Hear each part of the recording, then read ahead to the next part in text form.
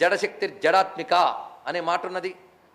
అందుకే చలశక్తి చలనాత్మిక కూడా ఆవిడే. అందుకు ఈ రెండూ కూడా ఆవిడలోనే మనకు కనిపిస్తున్నది. ఆవిడ అంటే ఇక్కడ ఆయనేనండి, మరేం లేదు, ఇద్దరికి తేడా లేదు. తత్వతః నేను చెప్తున్నాను ఇక్కడ. ఈ విధంగా పరమశివ నాట్యంలో మనకి ఈ విశ్వానికి సంబంధించిన వేదాంత శాస్త్ర రహస్యములు కూడా కనిపిస్తున్నాయి. అందుకే నటేశ్వరుడికి అంటే నటరాజుకి చిదంబర దక్షిణామూర్తి అని మంత్రశాస్త్రం పేరు పెట్టింది. చిదంబర దక్షిణామూర్తి అంటే చిదంబరంలో ఉన్నవాడు దక్షిణామూర్తి, పైగా దక్షిణాభిముఖంగా ఉంటాడట స్వామి. అందుకు దక్షిణామూర్తత్వం అక్కడ కనిపిస్తున్నది. కనుక చిదంబరం నటరాజుని ఆరాధించినట్లయితే మనకు ఆత్మజ్ఞానం లభిస్తున్నది. అంటే మోక్షకారకమైనటువంటి ఉపాసన. ఏ ఉపాసన ఉపనిషత్తత్వం వైపు పర్యవసింపజేస్తుందో ఆ ఉపాసనే ఉత్కృష్టుపాసన. గుర్తుపెట్టుకోండి, ఏ ఉపాసన ఉపనిషత్తత్వం వైపు అనగా ఆత్మజ్ఞానం వైపు మనల్ని పర్యవసింపజేస్తుందో, పరిణామం కలిగిస్తుందో ఆ ఉపాసనని ఉత్కృష్ట ఉపాసన అని చెప్తారు. అదేవిధంగా శివోపాసన, ప్రత్యేకించి నటరాజోపాసన, చిదంబర దక్షిణామూర్తి ఉపాసన. ఉపాసన అంటే భక్తిగా ఆరాధించిన ప్రస్థానంగా తెలుసుకుంటే చాలు. అయితే ఇప్పుడు మనం చెప్పబోయే ఈ మహాపురాణానికి సంబంధించిన ఒక శ్లోకం దీనికి మంత్రంగా చెప్తారు. యస్మాత్ సర్వం సముత్పన్నం చరాచరమిదం జగత్, లేదా చరాచరాత్మకం జగత్ ఇదం నమో నటేశాయ తస్మై కారుణ్యమూర్తయే. ఇదండి మొత్తం చిదంబర మహాత్మ్యానికి మూలమంత్రంగా దీన్ని చెప్పుకోవచ్చు. యస్మాత్ సర్వం సముత్పన్నం జగదేతత్ చరాచరం ఇదం నమో నటేశాయ తస్మై కారుణ్యమూర్తయే. ఈ మంత్రంతోనే న్యాసం చేసుకుని పురాణం అంతా చదవాలని చెప్పారు. మొత్తానికి ఇందులో మనకి తెలుస్తున్నది ఏంటి? ఏ నటరాజు నుంచి ఈ జగత్తంతో ఉత్పన్నమైనదో అటువంటి దయామయుడైన నటరాజుకి నమస్కారం అని దీని యొక్క భావం. అయితే నట అనే శబ్దం ఎక్కడి నుంచి వచ్చింది? నృత్తము, నృత్యము, నాట్యము అని మూడు కూడా మనకు కనిపిస్తున్నాయి. కేవలం భావ ప్రకటనలేమీ లేనటువంటి కొన్ని లయాత్మకమైన కదలికల్ని నృత్తము అని చెప్తారు. భావాత్మకంగా చూసినప్పుడు నృత్యం అవుతుంది. దాన్ని ఒక విస్తారమైన కొన్ని ప్రక్రియతో కలిపినప్పుడు నాట్యం అవుతున్నది మనకి. మొత్తానికి నట అనే శబ్దం ఎక్కడి నుంచి వచ్చింది అంటే ఋగ్వేదంలో కూడా దీని యొక్క ప్రస్తావన ఉందని చెప్పుకున్నాం. అందుకే శాస్త్రముల్లో నటధాతో స్పందనార్థ అని చెప్పారు. అందుకు స్పందనార్థతయా ధాతో నటే సాత్వికపూరితం రసాశ్రయించ తజ్ఞేయం వ్యాఖ్యార్థాభినయాత్మకం అని నాట్యశాస్త్రం గురించి చెప్తూ శాస్త్రవేత్తలు చెప్పినటువంటి విషయం. స్పందనార్థతయో ధాతో, నటధాతువికి స్పందన అని అర్థంట. స్పందన నుంచే చలనం ఉంటుంది, అవునా లేదండి? స్పందన లేనప్పుడు చలనం ఉండదు. మనం ఎవరైనా కదలకుండా ఉన్నారనుకోండి, వాళ్ళని కొంచెం తడతాం, తడితే వాళ్ళలో స్పందన కలిగితే అమ్మయ్యా ఉన్నాడు ఆయన బాబు అంటాం. స్పందన. అలాగే ప్రతివాడిలో కూడా నేను అనే స్పందన లేకపోతే వాడేమీ చేయలేడు. కనుక స్పందన యొక్క మొట్టమొదటి స్వరూపం నేను, అంతే కదండి. చైతన్యం యొక్క లక్షణం స్పందన. అది ఉన్నప్పుడు లోపల చైతన్యం అంటూ ఉంటేనే స్పందన ఉంటుంది. స్పందన అంటూ ఉంటేనే మొత్తం శరీరంలో కదలిక అనేటువంటిది. కనుక స్పందన అనే మాటకి స్పందనంచ కించిత్ చలనం. స్పందన అంటే కొద్ది కదలిక అని అర్థంట. ఈ కొద్ది కదలికను ఆధారం చేసుకుని పెద్ద కదలికలు ఉన్నాయి, ఇది తెలుసుకోవాలి. కొద్ది కదలిక, నేను అనే ఒక స్పందన నీలో ఉన్నప్పుడు క్రమంగా ఇతర కదలికలన్నీ ఉంటాయి శరీరంలో, మిగిలినవన్నీ కూడా. ఒక్కొక్కప్పుడు శరీరంలో ఇతర కదలికలు తగ్గిపోతున్నా ఈ నేను అనే కదలకున్నంతకాలం వాడిని ఉంచుతారు. ఎందువల్ల అదే వాడు ఉన్నాడు, చైతన్యం ఉందనడానికి ఉదాహరణ. కానీ చైతన్యం యొక్క ఉనికికి నేను అనే కదలికే కారణం. కనుక నేను అనే కదలికి కారణం ఏంటి? చైతన్యం. ఇది మీరు చూసుకున్నట్టయితే ఆ నేను అనేది ప్రథమ స్పందన, ఇది తెలుసుకోవాల్సింది. అలాగే ఈ సృష్టి అంతా ఏర్పడడానికి పరమాత్మ ప్రథమ స్పందన అహం, ఏకోహం బహుశ్యాం. అక్కడ కూడా ఆయన మొట్టమొదటి స్పందన అహం, అక్కడి నుంచే బహుశ్యాం జరిగింది. ఏకహ అహం బహుశ్యాం, మూడున్నాయి ఇందులో చూడండి. ఏకహ, సృష్టికి పూర్వం పరమాత్మ ఏకహ, ఏకం అద్వితీయం బ్రహ్మ, ఆయన ఏకహ. ఆ ఏకమైన పరమాత్మ తన మాయాశక్తి చేత అనేకంగా కనిపిస్తున్నాడు. ఆ కనిపించడానికి కారణం అహం అనేటువంటి ఆయన యొక్క స్ఫురణే, అది ఆయన యొక్క ప్రథమ స్పందనే. ఆ ప్రథమ స్పందన చేత బహు అనేకమైన జగత్తు ఆయన ఎందుకు గోచరించింది. కనుక ఆ పరమాత్మ యొక్క ప్రథమ స్పందన చైతన్యం ఏదైతే ఉన్నదో అందులోంచి ఆయన వ్యక్తమవుతున్నాడు. ఆ స్పందనే లేకపోతే ఆయన కూడా మనకు అర్థం కాడు.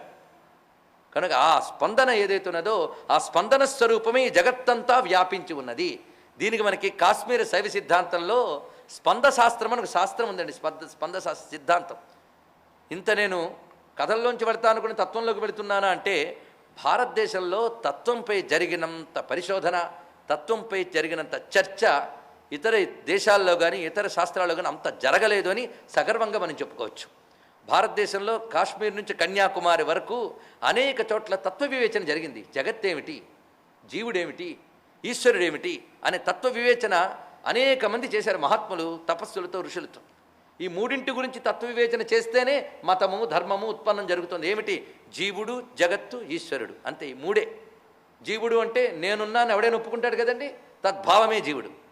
రెండు, వాడి చుట్టూ ఉన్నది జగత్తు, అది ఒప్పుకుంటారు. ఈ రెండు ఒప్పుకుని సర్దుకుపోతే వాడు భౌతికవాది. ఈ రెండిటికి మూలం ఈశ్వరుడు ఒకడు ఉన్నాడు, వాడేమిటి అని తెలుసుకోవడానికి ప్రయత్నిస్తే వాడి సత్యాన్వేషి. ఈ మూడింటి గురించే చర్చ చేసి నేనేమిటి, జగత్ ఏమిటి, ఈశ్వరుడు ఏమిటి, ఈ మూడింటి గురించే చర్చ చేసి ఆ చర్చలో వీడి బుద్ధి ఎక్కడ దాకా వెళ్ళగలిగిందో అక్కడ దాకా వెళ్ళి అక్కడ ఒక సిద్ధాంతం చేస్తాడు ఒకడు. వాడంటే నచ్చిన వాళ్ళు ఆ సిద్ధాంతాన్ని పట్టుకుని రాద్ధాంతం చేస్తారు. ఇలా క్రమంగా రకరకాల మతాలు, రకరకాల ధర్మాలు ఏర్పడుతుంటాయి. కనుక ఈ మూడింటి గురించి చేసిన చర్చ, వీటినే మతాలని, సిద్ధాంతాలని మన లోకంలో వ్యవహరిస్తుంటాం. ప్రపంచంలో ఏ మతమైనా ఈ మూడింటి గురించి చేసిన చర్చే. గుర్తుపెట్టుకోండి, ఈ విషయం మనకి రమణ మహర్షి గారు చెప్పినటువంటిది. ఆయన దగ్గర ఆయన హృదయాన్ని ఆవిష్కరించిన గణపతి ముని గారు చెప్పినటువంటి విషయం. కనుక జగత్తు, జీవుడు, ఈశ్వరుడు, దీని గురించి చేసిన చర్చల్లో భారతీయ తత్వశాస్త్రాలు వెళ్ళినంత లోతులకి ఇంకా ఇతర దేశ తత్వాలు వెళ్ళలేదనే చెప్పుకోవాలి. వాళ్ళు వెళ్ళారు కానీ ఇంత లోతుకి వెళ్ళలేదు. ఇక్కడ జరిగినన్ని పరిశోధనలు, ఇక్కడ జరిగినన్ని సిద్ధాంత ప్రతిపాదనలు ఎక్కడ జరగలేదు. అందుకే ఇక్కడ దర్శన శాస్త్రాలు చాలా కనిపిస్తాయి. అలాగే కాశ్మీర శైవ సిద్ధాంతం మనకు పెద్ద విశేషం ఉంది. దీనిలో మహానుభావులు చాలామంది ఉన్నారు, అభినవ గుప్తుడు మొదలైన వాళ్ళు. ఈ కాశ్మీర శైవ సిద్ధాంత ప్రవక్తుడైన అభినవ గుప్తుడు భరతుడి నాట్యశాస్త్రానికి భాష్యం రాశాడు సంస్కృతంలో. ఇది తెలుసుకోవాలి, కాశ్మీర సిద్ధాంతం. అంతేకాదు, ఈ పతంజలి కూడా కాశ్మీర దేశంలోనూ ఉత్పన్నమయ్యాడు అనేటువంటి ఒక చారిత్రకమైన అంశం మనకు కనిపిస్తున్నది. కనుక ఈ కాశ్మీర శైవ సిద్ధాంతానికి ఈ పతంజలి, ఇటు అభినవగుప్తుడు, ఆ అభినవగుప్తుడు నాట్యశాస్త్రం రాయడం ఏమిటి, ఈయనేమో నటరాజుపై స్తోత్రం రాయడం ఏమిటి, వ్యాకరణ శాస్త్రము, యోగ శాస్త్రము, ఆయుర్వేదము, ఈ మూడింటికి పతంజలితో సంబంధం ఉన్నది. అది కూడా తెలుసుకోండి. ఇప్పుడు మనందరికీ సగర్వంగా చెప్పుకోగలిగే యోగ శాస్త్రం కానీ, శబ్దశాస్త్రం కానీ, వ్యాకరణ శాస్త్రం కానీ, ఈ మూడు కూడా మహానుభావుడు వల్లే మనకి దక్కే. ఎవరి వల్ల? పతంజలి వల్ల. ఈయన కాశ్మీరం వాడే అంటున్నారు. అంటే కాశ్మీర శైవ సిద్ధాంతానికి ఈ అభినవ గుప్తుడు చెప్పిన మాటకి వీటిని మీరు చూస్తే ఈ నటరాజుకి కాశ్మీర శైవ సిద్ధాంతానికి ఈ మహాత్ములకి ఉన్న సంబంధాన్ని చూడండి. ఒక పరిశోధనా దృష్టితో మీరు పరిశీలించినట్లయితే ఈ స్పందన అనే సిద్ధాంతం అక్కడ చూపించారు. పరమేశ్వరుని యొక్క స్పందనయే ఆ చైతన్యాన్ని తెలియజేస్తున్నది. స్పందన లేకపోతే చైతన్యం తెలుస్తుందా? కనుక స్పందన ద్వారా ఆయన తెలుసుకోవాలి. ఆ స్పందనయే నాట్యము. అందుకే నట అనే ధాతువుకి స్పందన అని అర్థం తీసుకుంటే ఆ స్పందనయే విశ్వంగా వ్యాపించి ఉన్నది. ఆ స్పందన నుంచే లయ పుడుతున్నది. అందుకే వస్తుతస్తు నకించిదుదేతి వ్యయేతే వా కేవలం స్పందశక్తిరేవా తథా తథా భాసరూపతయా స్ఫురత్యుదేతీవ వ్యయతే ఇవచ అన్నారు. ఇక్కడ ఒకటి ఉదయించడం, తిరిగి అస్తమించడం, ఇదంతా కూడా స్పందన వల్లే జరుగుతున్నది అన్నారు. ఇక్కడ ఒక కళ్ళు తెరిచి కళ్ళు మూసామంటే అది స్పందనకే. ఈ స్పంద సిద్ధాంతం మీకు రేఖామాత్రంగా లలితాశాస్త్రంలో కనిపిస్తుంది. ఉన్మేష నిమిషోత్పన్న విపన్న భువనావళి, అక్కడే స్పందన కనబడుతున్నది. కనుక ఈ ప్రపంచమంతా కూడా విచ్చుకొని క్రమంగా ముడుచుకుపోవడమే, అంతే కదండి. విచ్చుకుని విస్తరిల్లే స్థితి అయితే క్రమంగా ముడుచుకుపోవడం లయం అవుతుంది, అంతే కదండి. అసలు ప్రథమంగా విచ్చుకోవడం సృష్టి అంటున్నాం. కనుక సృష్టి స్థితిలో ఇవన్నీ కూడా స్పందనని ఆధారం చేసుకుని ఉన్నాయి.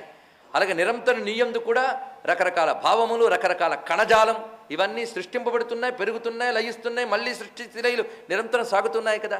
ప్రతి అణువులో కూడా ఈ ప్రారంభము, కొనసాగింపు, ముగింపు మూడు ఉంటాయి. ఈ నిత్యం ఈ జరుగుతున్నదే స్పందన. ప్రతి అణువులో కూడా ఈ స్పందన సృష్టి స్థితి లయాత్మకంగా సాగుతూ ఉంటుంది. ఎన్ని అణువులు పుట్టిపోవట్లేదు, వాటికి సృష్టి స్థితిలో లేవా? అలాగే అనంత విశ్వానికి కనిపిస్తున్నాయి. ఒక్కొక్క దాని టైం స్పాన్లో తేడా ఉండొచ్చు, కానీ నిత్యం జరుగుతున్నదే సృష్టి స్థితిలయాత్మకమైన స్పందన. కనుక సృష్టిలో ఉదయం, అస్తమించడం, పుట్టడం, పెరగడం, కలగడం ఇదంతా స్పంద శక్తి రేవా అన్నారు ఇక్కడ. కనుకనే నకుల కుశల స్పందితుమపి అనే మాట సౌందర్యలహరిలో శంకరులు చెప్పడంలో కూడా ఇది మనకు కనిపిస్తున్నది. అయితే అద్వైత సిద్ధాంతం, వివర్తవాదం ఇలాంటి పెద్ద పెద్ద వాదాల జోలికి మనం వెళ్ళొద్దు. భక్తికి, గ్రహణానికి ఎంత మేరకు అవసరం అంతవరకు చెప్పుకుంటున్నాం. కనుకనే ఈ స్పందనలోనే పంచకృత్యాలు ఉన్నాయన్నట్టు. పంచకృత్యాని మే నిత్యం తాదృశస్య విధాయన ఇదమేవ పరం దివ్యం తాండవం పరికీర్తితం. ఇక్కడ మళ్ళీ వచ్చిందండి. నాట్యము, తాండవము ఇవన్నీ ఇంచుమించు సమానార్థకాలు వాడతాం, కానీ తాండవని దేన్ని అనాలి, నృత్యం అని దేన్ని అనాలి క్రమంగా మనకు తెలుస్తాయి. మొత్తానికి ఇవన్నీ నాట్య విషయములే కదా. ఇందులో పంచకృత్యములు ఏవైతే నిరంతరం ప్రపంచంలో జరుగుతుంటాయో అదే పరమేశ్వరుడు నాట్యము అన్నారు. ఇప్పుడు పంచకృత్యాలు లేనిది ఎక్కడండి? ప్రపంచంలో పంచకృత్యాలు ఎప్పుడు జరుగుతుంటాయి. సృష్టి, స్థితి, లయ అందరికీ తెలుసు. తర్వాత తిరోధానం, అనుగ్రహం. దీనికి పెద్ద గొడవక్కర్లేదు. దీనికి మరో పేర్లు ఉన్నాయి, బంధము, మోక్షము. తిరోధాన అనుగ్రహాలకి బంధము, మోక్షము అని 2 ఉన్నాయి. సృష్టి, స్థితి, లయలు ప్రపంచంలో జరుగుతూ ఉంటాయి. ఈ కర్మల వల్ల జీవులు ఈ సృష్టిలో బంధింపబడతారు, విషయములతో బంధింపబడతారు. కనుక ఈ కర్మబంధాలు ఎవరెవరికైతే ఉండాలో పక్వత చెందని జీవులకి ఈ కర్మంతో ప్రపంచంతో బంధం వేసే శక్తి ఈశ్వరుడే. అందుకే కొందరు ఎంత చెప్పినా పరం గురించి, మోక్షం గురించి ఆలోచించరు. ఎంతసేపు విషయాల గురించి. ఇంకా వాళ్ళకి మోక్షం పొందడానికి అర్హత రాలేదు కనుక తెలుసుకునే తలంపు కూడా వాళ్ళకి రాలేదు.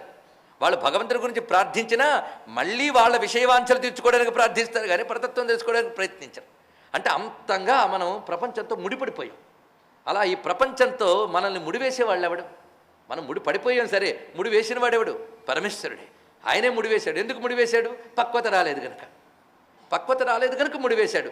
ఇది బంధము అని అర్థం. పక్వత కలిగిన యోగులు, మహాత్ములు వాళ్ళని ఇందు నుంచి విమోచనం కలిగిస్తాడు.